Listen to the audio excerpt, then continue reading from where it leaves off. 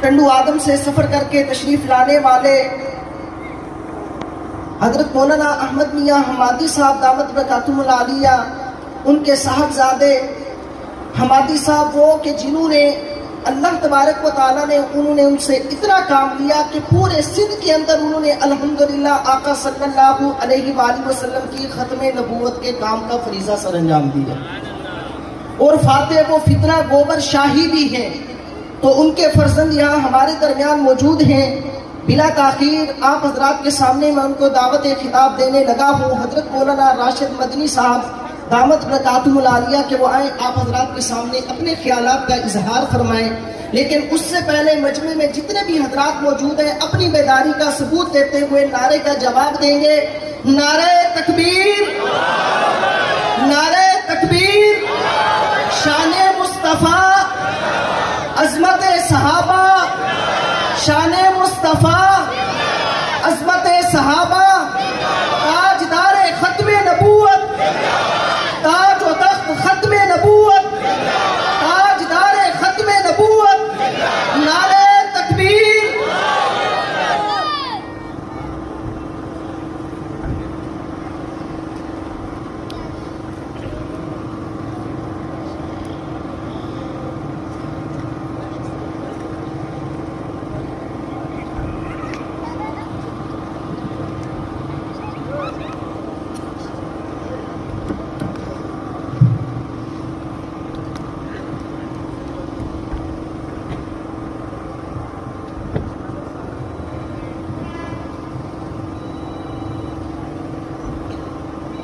الحمد لله وحده والصلاة والسلام على من لا نبي بعده واللعنة والذلة والخزي على اللعين الخزي الخنزير الدجال الكذاب مرزا غلام قادیانی وأتباعه وأعوانه وأنصاره من يومنا هذا إلى يوم الدين.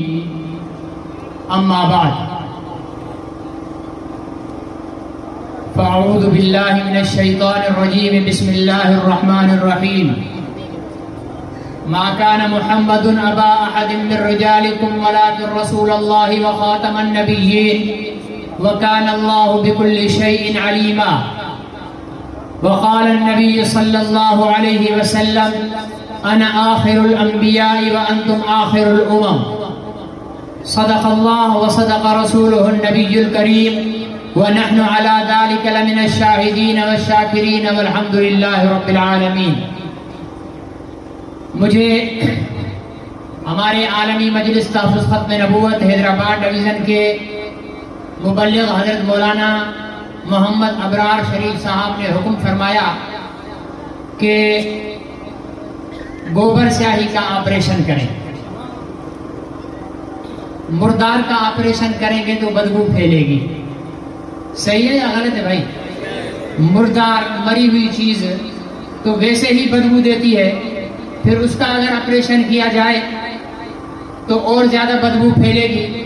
لیکن چونکہ حکم ہے اس لیے اس بدبو کو آپ نے اور میں نے برداشت کرنا ہے. لیکن پھر اس کے بعد حضور علیہ السلام کی ختم نبوت کا تھوڑا سا ذکر کروں گا تاکہ ختم نبوت کی خوشبو سے وہ ساری بدبو ختم ہو جائے. صحیح ہے جی؟ اتفاق کرتے ہیں نا؟ حضور علیہ السلام نے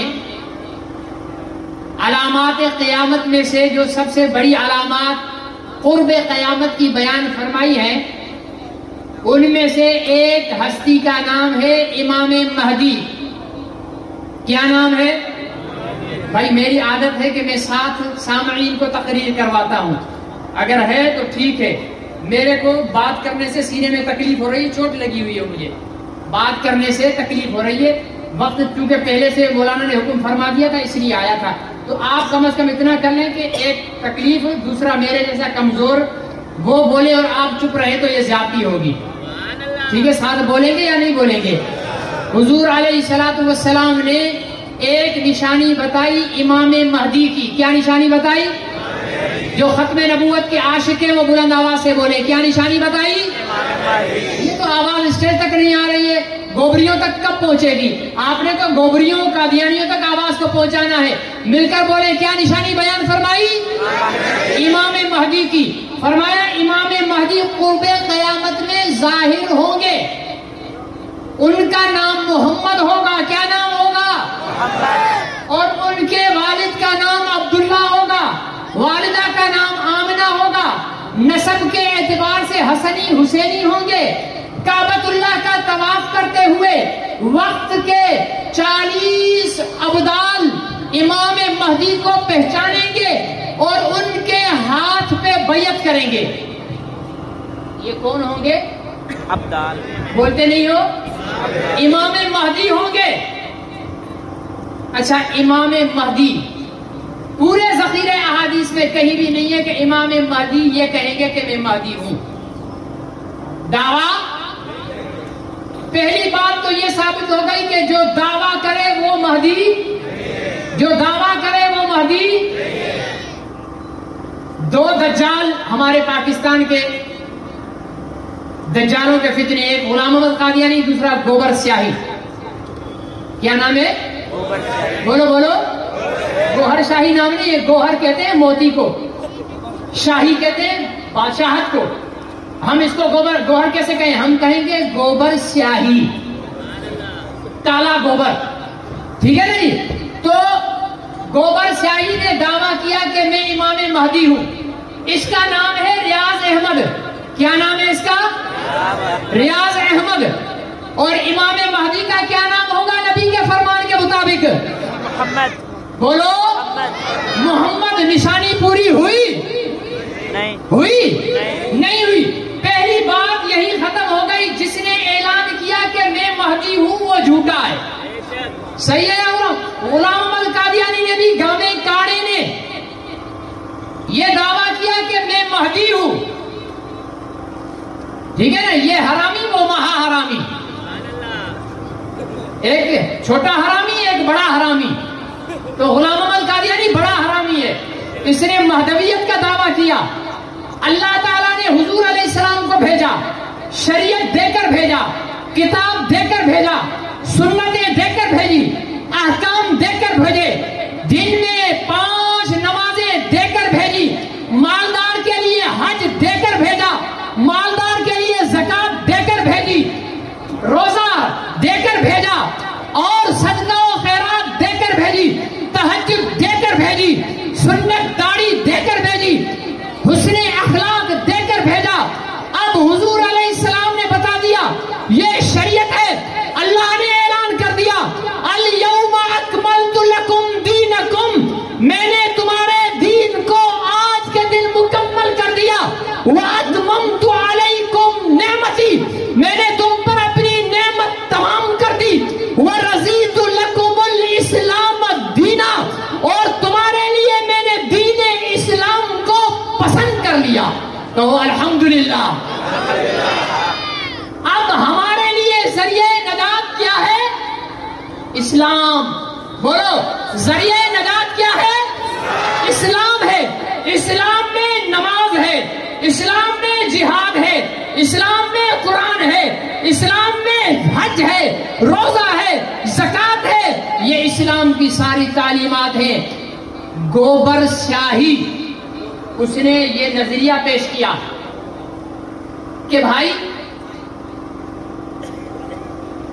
صرف اللہ اللہ کرو. کیا کرو؟ اللہ. یہ ایک اسٹیکر لگاتے ہیں, اس پہ دل بناتے ہیں, اور اس دل پر لکھتے ہیں اللہ. اب ہمارا سادہ مسلمان اللہ دیکھے گا تو ویسے ہی احترام کرے گا, یار یہ تو اللہ لکھا ہوا ہے. ہم فیصل آباد گئے ختم نبوت کانفرنس چناب نگر میں, تو وہاں اسٹیشن سے اترے, ناشتہ کرنے لگے, تو اچھا خاصا دیندار تبلیغی جماعت سے وابستہ, ہاتھ میں تسبیح, اس کے ہوٹل میں اسٹیکر لگا ہوا ہے گوبر سیاہی کا, اللہ لکھا ہوا ہے. ہم نے اسے کہا کہ بھائی یہ اسٹیکر کیوں لگایا ہے, اس کو اتارو. تو کہنے لگا مولوی صاحب اللہ کا نام تو لکھا ہوا ہے, آپ کیوں اتارنے لگے؟ ہم نے اسے کہا کہ یہ ایک دجال کی نشانی ہے. اللہ لکھا ہو سادہ کاغذ پر ہمارے لیے قابل احترام ہے. اللہ کے لفظ سے ہمیں کوئی چڑ نہیں. وہ ہمارا معبود ہے, وہ ہمارا خالق ہے,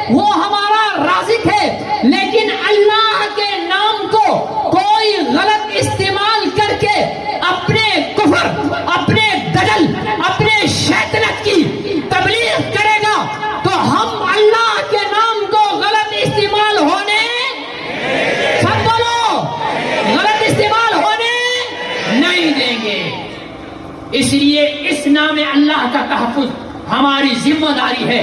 جب اسے سمجھایا تو اس نے کان پکڑیوں کو، مولوی صاحب یہ بات ہے، فوراً اس نے اسٹیکر اتار دیے۔ جہاں دیکھو یہ اسٹیکر لال رنگ کا دل بنا ہوا اور اس پہ لکھا ہو اللہ، اسٹیکر اتار دو۔ ہم گوبر سیاہی کے دجل اور کفر کو پاکستان میں چلنے نہیں دیں گے۔ صحیح ہے، انشاءاللہ مرمر کرنے کہو، مجاہدوں والی کہو، مجاہدوں والی کہو، رسول اللہ کے جو غلام ہیں وہ بولے انشاءاللہ، دونوں ہاتھ لہرا کر بولو انشاءاللہ۔ ہم گوبر سیاہی کے دجل اور کفر کو پاکستان میں چلنے نہیں دیں گے۔ ابھی رسول اللہ کے غلام زندہ ہیں، پیغمبر اسلام لاوارث نہیں ہے کہ ان کے فرمودات کے خلاف کوئی دجال اٹھے، کوئی شیطان اٹھے، کوئی بیروپیہ اٹھے اور وہ اسلام کا مذاق اڑائے، اس کی اجازت نہیں دیں گے۔ کہتا ہے کہ بس اللہ اللہ کرو، سکھوں کو بلایا ہوا ہے، کہتا ہے اللہ اللہ کرو تم بھی جنت میں جاؤ گے۔ کافر جنت میں جائے گا؟ بولو، سکھ جب تک سکھ ہے جنت میں جائے گا، یہودی جب تک یہودی ہے جنت میں جائے گا، عیسائی جب تک عیسائی ہے جنت میں جائے گا، ہندو جب تک ہندو ہے جنت میں جائے گا، کوئی بھی کافر جب تک کفر پر ہے جنت میں۔ یہ اللہ کا فیصلہ ہے، کسی مولوی کا فتویٰ نہیں ہے۔ لیکن گوبر سیاہی ہندوؤں کو بھی بٹھاتا ہے، کہتا ہے اللہ اللہ کرو، اللہ اللہ کرو جنت میں چلے جاؤ گے۔ سکھوں سے کہتا ہے اللہ اللہ کرو جنت میں چلے جاؤ گے، یہودیوں سے کہتا ہے اللہ اللہ کرو جنت میں چلے جاؤ گے۔ تو بھائی اگر صرف اللہ اللہ کرنے سے اگر جنت میں بندہ چلا جاتا تو حضور علیہ السلام جو دین لے کر آئے ہیں، سب سے پہلے تو وہی ہمیں کہتے تھے کہ نماز کی ضرورت نہیں ہے، بس اللہ اللہ کرو۔ کیا ضرورت ہے کہ سجدوں کی حالت میں اونٹ کی اوجڑیاں ڈالی گئی ان پر؟ کیا ضرورت ہے کہ ایک ایک نیک عمل کی فضیلت بتائی؟ کیوں فرمایا کہ نماز مومن کی معراج ہے، نماز ایمان اور کفر میں فرق کرنے والی چیز ہے۔ کیوں روزے کے فضائل بتائے؟ کیوں حج کی فرضیت بتائی؟ کیوں زکوٰۃ کی فرضیت بتائی؟ اس لیے کہ اسلام کے احکامات پر عمل کرنا پڑے گا تب جنت ملے گی۔ صحیح ہے یا غلط ہے؟ اس لیے ان گوبریوں کے فتنے کا شکار نہ خود ہونا ہے، نہ کسی مسلمان کو ہونے، بولو، نہ کسی مسلمان کو ہونے دینا ہے۔ ان کا مقابلہ کرنا ہے قانون کے دائرے کے اندر، آئین کے دائرے کے اندر رہ کر، عالمی مجلس تحفظ ختم نبوت کے پلیٹ فارم سے گوبر سیاہی کے فتنے کا راستہ روکنا ہے۔ خود تو مر گیا مردود، لیکن اس کے چیلے چپاٹے بیٹھے ہیں، ہم نے ان کا راستہ روکنا۔ بریلویت کی آڑ لیتے ہیں زیادہ، میلاد مناتے ہیں، میلاد منانا مسلمانوں کا کام ہے۔ میر پور خاص کی اینٹی ٹیررزم کورٹ نے 92 میں فیصلہ دیا، اس میں تسلیم کیا عدالت نے کہ گوہر شاہی، جسے ہم کیا کہتے ہیں، سب بولو سب بولو، نبی کا نام احترام سے لینا فرض، نبی کے دشمن کا نام بدتمیزی سے لینا فرض، سب بولو کیا کہتے ہیں ہم اس کو، گوبر سیاہی۔ جج نے مانا، فیصلے میں لکھا کہ یہ گستاخی رسول کا مرتکب ہے، یہ توہین رسالت کا مرتکب ہے۔ 92 کہا کہ اس کو سزائے موت آنی چاہیے، لیکن چونکہ خود یہاں موجود نہیں ہے اس لیے اس کو 92 سال قید کی سزا دیتے ہیں۔ عدالتی طور پر گستاخ رسول مسلمہ شدہ ہے گوبر سیاہی۔ اب جو گستاخ رسول کو اپنا مرشد مانے وہ مسلمان رہے گا؟ جو گستاخ رسول کو اپنا پیر مانے وہ مسلمان رہے گا؟ جو گستاخ رسول کی کوئی نشانی لگائے اپنے گھر پر اس کا ایمان باقی رہے گا؟ نہیں رہے گا۔ تو اس فتنے سے ہم نے خود کو بھی بچانا ہے اور اپنے مسلمان بھائیوں کو بھی بچانا ہے۔ یہ ذکر اللہ کے نام پر آپ کی گلی میں آئیں گے، ذکر اللہ کے نام پر آپ کے محلے میں آئیں گے. جہاں دیکھو کہ ذکر اللہ کے نام پر کوئی آ رہا ہے، پہلے اس کا حسب نسب معلوم کرو کہ کہیں وہ گوبر سیاہی کے ساتھ تو اس کا نسب نہیں ملتا. اگر نسب ملتا ہے تو اس کا راستہ روکنا ہوگا. ایک بات پوری ہو گئی. میں نے کہا تھا کہ مردار کا آپریشن کریں گے تو بدبو پھیلے گی. اب اس پر خوشبو پھیلانے کے لیے میں آپ کے سامنے عقیدہ ختم نبوت کے تحفظ سے متعلق گفتگو کروں گا، کیونکہ ہمارے مہمان ذی وقار مجاہد ختم نبوت حضرت مولانا قاضی احسان احمد صاحب دامت برکاتہم تشریف لا چکے ہیں. میں اپنی بات کو سمیٹوں گا. حضور علیہ الصلوۃ والسلام کی ختم نبوت کا تحفظ. آپ یہاں کس کے لیے آئے ہو؟ سب بولو، سب بولو. کس کے لیے آئے ہو؟ جو ختم نبوت کے لیے آیا ہے وہ ختم نبوت کا نام زور سے لے. کس کے لیے آئے ہو؟ کس کے لیے آئے ہو؟ کس کے لیے آئے ہو؟ ختم نبوت کے لیے آئے ہیں. ابھی میرے برادر مولانا ابرار شریف صاحب محدث العصر سید انور شاہ کشمیری رحمت اللہ علیہ کی مختلف حوالہ جات ان کے فرمودات نقل کر رہے تھے. ایک ان کا فرمان میں بھی نقل کیے دیتا ہوں کہ ختم نبوت کا کام کتنا اہم ہے، ختم نبوت کے تحفظ کا کام کتنا شان والا ہے، کتنی عزت والا ہے. سید انور شاہ کشمیری رحمت اللہ علیہ فرماتے ہیں کہ جو لوگ ختم نبوت کا کام کر رہے ہیں اور جو لوگ ختم نبوت کے تحفظ کا کام کر رہے ہیں اور جو لوگ دین کے کسی بھی اور محنت میں لگے ہوئے، دین کی بہت ساری محنتیں ہیں. مدرسہ دین کی محنت ہے، صحیح ہے یا غلط ہے؟ خانقاہ دین کی محنت ہے، سیاست میں علماء کا کردار دین کی محنت ہے، دعوت و تبلیغ دین کی محنت ہے. اللہ اللہ علماء حق کی صحبت میں بیٹھ کر پیران نظام کے ساتھ بیٹھنا یہ دین کی محنت ہے. فرمایا دین کے باقی جتنے کام ہیں اور ختم نبوت کے تحفظ کا کام ہے، اس میں فرق کیا ہے؟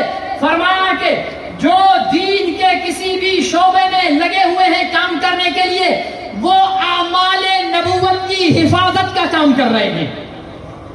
کس کی حفاظت کا؟ اعمال نبوت. کیسے؟ جو تبلیغ کے کام میں جڑا ہوا ہے وہ نبی کے عمل تبلیغ کی حفاظت کر رہا ہے. تبلیغ نبی کا عمل ہے یا نبی کی ذات ہے؟ جہاد نبی کا عمل ہے، نبی کی ذات ہے. اللہ اللہ کرنا نبی کا عمل ہے، نبی کی ذات ہے. سیاست کرنا نبی کا عمل ہے، نبی کی ذات ہے. مدرسہ چلانا نبی کا عمل ہے، نبی کی ذات ہے. معلوم ہوا کہ جو تبلیغ کر رہا ہے وہ نبی کے عمل تبلیغ کی حفاظت کر رہا ہے. جو مدرسہ چلا رہا ہے وہ نبی کے عمل صفا کے مدرسے کی حفاظت کر رہا ہے. جو سیاست میں کام کر رہا ہے وہ نبی کے عمل سیاست کی حفاظت کر رہا ہے. جو جہاد کر رہا ہے وہ نبی کے عمل جہاد کی حفاظت کر رہا ہے.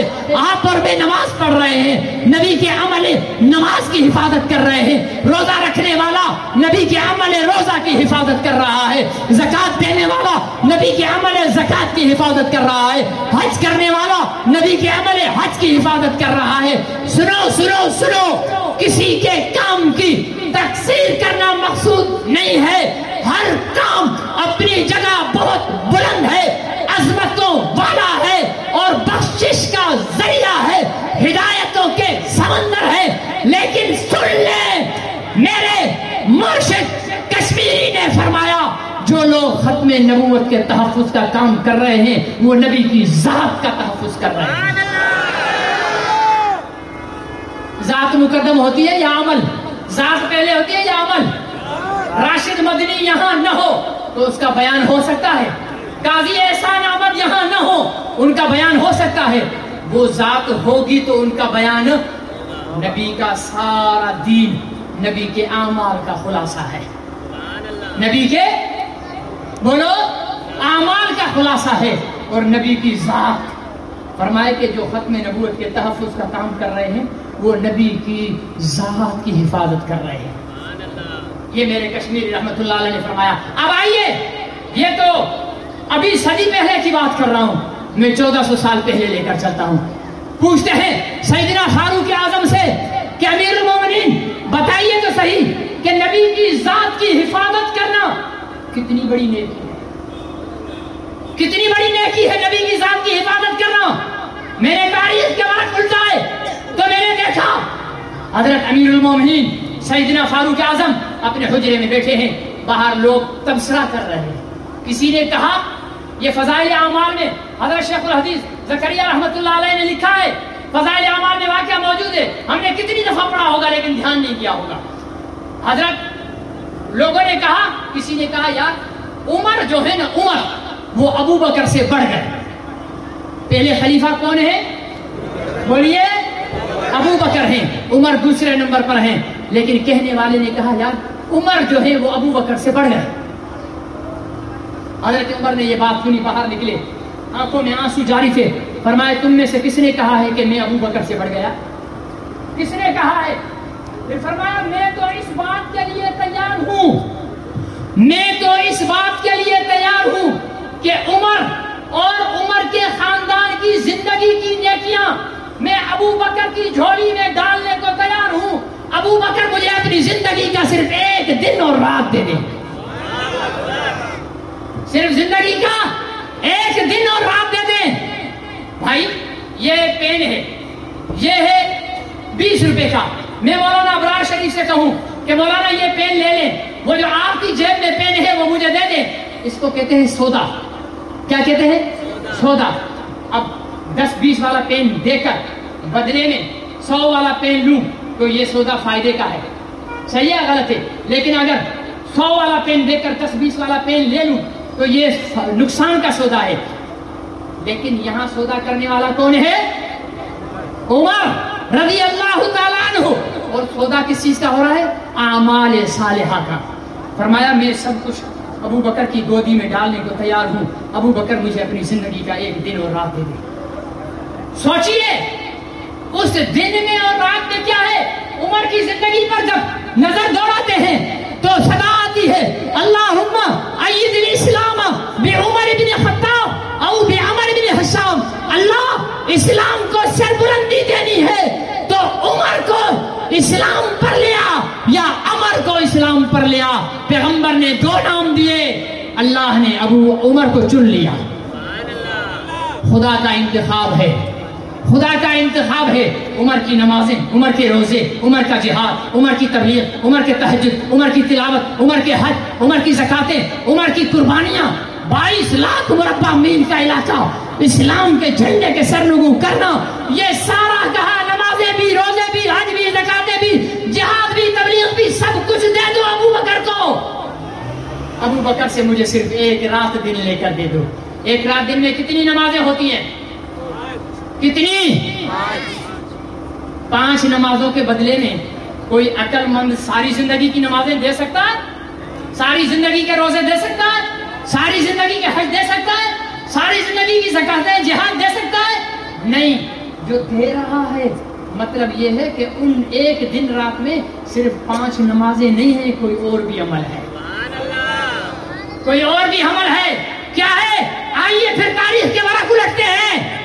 میلے کا ہجرت کی رات ہے, پیغمبر صلی اللہ علیہ وسلم ہیں, حضرت ابو بکر صدیق ہیں, غار ثور. اللہ آپ سب کو مدینے اور مکے لے جائے. جیسی آمین ہے کبھی بھی نہیں جاؤ گے. اللہ آپ کو بار بار لے جائے, مجھے بھی لے جائے. وہاں جائیں گے آپ غار ثور, جس غار میں میرے آقا نے ہجرت کے سفر میں 3 دن پناہ لی تھی. 3 میل کی بلندیوں پر, اوپر ہے سے. حضرت ابو بکر صدیق نے کیا کیا؟ بیٹھ گئے. یا رسول اللہ میرے کندھوں پر بیٹھ جائے. میرے ہو سکتا تھا یا رسول اللہ میرا ہاتھ پکڑ لیں, میں آپ کو کھینچ کر آرام سے آپ کو اپنے ایسے باہوں میں لے کر اوپر چڑھاتا ہوں. نہیں, فرمایا کہ میرے کندھوں پر بیٹھ جائیں. بیٹھ گئے. پہاڑ کے غار تک پہنچا کر عرض کیا آقا آپ یہاں ٹھہرے, میں اندر جاتا ہوں اور اندر جا کر غار کی صفائی کروں, کوئی تکلیف دینے والا بچھو سانپ نہ ہو. غار کی صفائی کر کے پھر غار میں اندر بلایا, ایک سوراخ پر ایڑی لگا دی, باقی سوراخوں کو بند کر دیا. عرض کیا کہ آقا اب اندر آ جائیں. بھائی تھکے ہوئے کون تھے؟ ابو بکر یا سرکار دو عالم؟ بھائی جس نے کندھوں پہ اٹھایا وہ تھکا ہوا زیادہ ہوگا نا. थके हुए अबू बकर हैं। अकल कहती है कि अबू बकर को भी सो जाना चाहिए, नबी को भी साथ सुला दे। अर्ज किया, या रसूल अल्लाह, आप मेरी गोद में सर रखकर आराम करें, मैं आपके लिए सिरहाना भी हूं और आपका चौकीदार भी हूं। सांप ने डसा, पैर नहीं हटाया कि मेरे आका को तकलीफ न हो, जहर बर्दाश्त किया।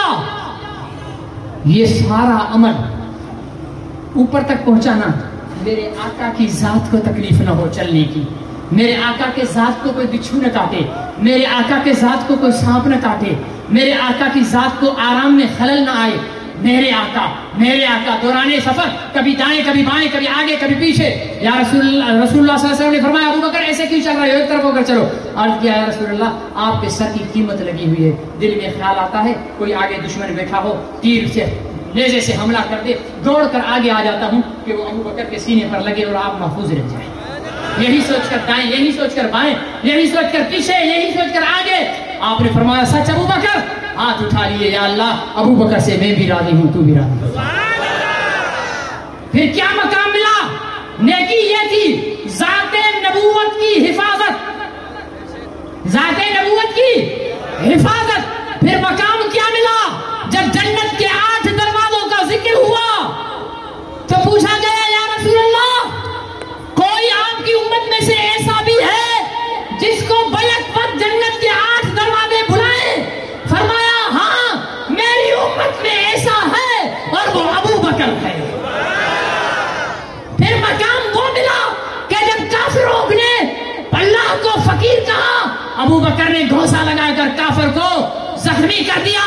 अदालत मुस्तफा में मुकदमा आया, बात गवाही पर आई तो कुरान में खुद खुदा ने गवाही नाजिल फरमा दी, लक़द समिअ अल्लाहु क़ौलल लज़ीना क़ालू इन्ना अल्लाह फ़क़ीरुन व नहनु अग़निया।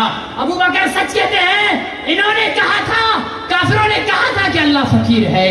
जब फिर बात आई तो आइए मैदान हशर में 50,000 साल का दिन होगा, नफ्सी नफ्सी का आलम होगा, पैगंबर दुआएं कर करके अल्लाह को मनाएंगे कि अल्लाह हिसाब शुरू कर दीजिए। तो अल्लाह ताला फरमाएंगे कि हिसाब शुरू कहां से करूं, किस इंसान से हिसाब शुरू करूं? भाई यहाँ दुनिया की कोर्ट में भी बंदा जाता है ना तो टांगे कांपती हैं, ठीक है ना, कि यार जज है, पहले उसकी पेशी लग जाए तो मैं पूछूं कि भाई क्या जज का मूड है, यहाँ रब्बे कायनात है, अदालत लगी हुई है। पैगंबर से पूछा गया, किससे?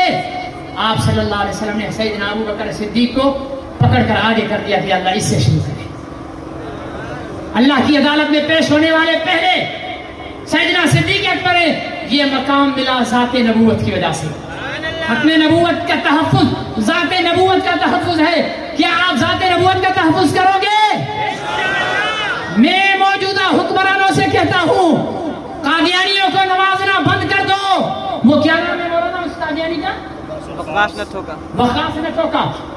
न ठोका। मिस्टर शहबाज शरीफ साहब, मैं तुमसे पूछता हूँ, ये वक़ास न ठोका क्या लगता है तुम्हारा कि तुम घुमा फिरा कर पेट में मरोड़ उठती है और तुम कादियानियों को मुसल्लत करते हो? मैं पंजाब के निगरान वज़ीर आला से पूछता हूँ, तुम्हें क्या जरूरत है कादियानियों को नवाजने की? पाकिस्तान बनाया मुसलमानों ने है, पाकिस्तान बचाएंगे भी मुसलमान। 7,000 सैयदजादियां इस पाकिस्तान बचाने में अपनी इज्जतें गंवा चुकी हैं और कई लाख मुसलमान अपनी जानें गंवा चुके हैं। ये पाकिस्तान ला इलाहा इल्लल्लाह के नाम पर बना है। इस मुल्क में राज होगा तो ताजदार खत्म नबूवत का होगा।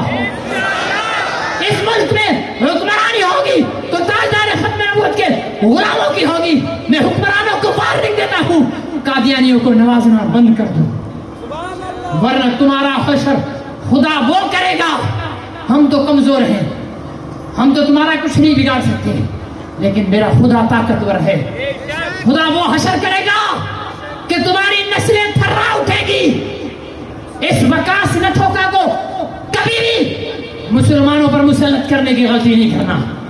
और अगर कादियानियों को मुसल्लत करने की हुकूमत ने कोशिश की और बाज ना आई और आलमी मजलिस तहफ़्फ़ुज़ खत्म नबूवत के अकाबिरीन ने तमाम उलमा को जमा करके ये काल दे दी कि कादियानी नवाज हुक्मरानों के खिलाफ सद्दे सिकंदरी बन जाओ और हड़ताल करो, जुलूस निकालो, कुर्बानियां दो। तो क्या ख्याल है नबी की खत्म नबूवत के लिए मैदान में आओगे? कौन कौन आएगा? खड़ा होकर, खड़े होकर, खड़े होकर, सारे खड़े होकर आहत करो। हम नबी की खत्म नबूवत के तहफ्फुज़ के लिए हर किस्म की कुर्बानी देंगे। दोगे? नारे तकबीर, ताजदारे खत्म नबूवत, खत्म नबूवत, खत्म नबूवत, खत्म नबूवत, खत्म नबूवत, खत्म नबूवत, खत्म नबूवत। मोहम्मद की मोहब्बत दीन हक की शर्त अव्वल है। अगर हो इसमें हामिल तो सब कुछ नामुकम्मल है। अगर जन्नत में जाने का इरादा हो तमामी का तो गले में तो डाल लो मोहम्मद की गुलामी का। वाखिर दावाना अल्हम्दुलिल्लाह रब्बिल आलमीन।